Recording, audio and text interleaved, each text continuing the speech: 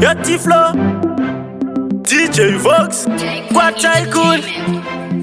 Yo Mr. inini na mkoma munzira yese tanga tine hopu yekushika tombata kwiyo zvichibva zvakona pakuzodzoka tanga tane hope taona nzira masanga. Yo Mr. Saondera simonya takasimbisa na tonombonya bonya pati zvatakamejiteta sopa senstaroha. Saondera simonya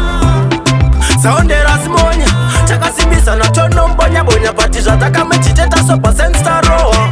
Tichishika kuteni nanazemi kuudza tete vangu handinonakirwa nemi nopakatangira nyaya parurimi nai boys zvinoita here kana ndimi vakati vauya mukoma dzaondera ndikavaudza mufana uya akuenderera apa anga aenda zvikanzi tonduwari mufana hande ikoko tinomutevera dzaondera simonya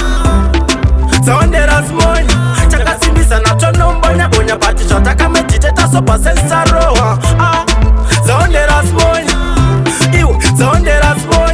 takasimbisa natonombonya bonya pati zvatakamejiteta sopa sensaroha. Zvanga achita kurova mukoma svika wakwita ndatombogaya kudzoka pa10 kunotora pita but fight haina kutifita mukoma vachichema vakanditi usazozvita ungandishedzera kurikitwa hongu ndikuzviziva hangu kuti ndiye atidenda but iona manje zvaazotita. Dzaondera simonya takasimbisa natonombonya bonya pati zvatakamejiteta sopa sensaroha. Dzaondera simonya takasimbisa natonombonya bonya pati zvatakamejiteta sopa sensaroha.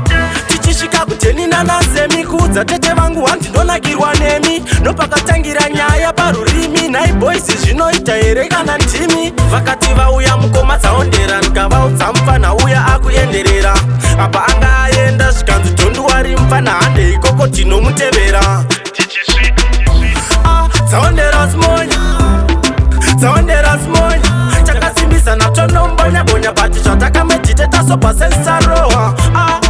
Dzaondera simonya takasimbisa natonombonya bonya pati zvatakamejiteta sopa sensaroha. Dzaondera simonya takasimbisa natonombonya bonya pati zvatakamejiteta sopa sensaroha. Dzaondera simonya takasimbisa natonombonya bonya pati zvatakamejiteta sopa sensaroha. Tycoon Entertainment.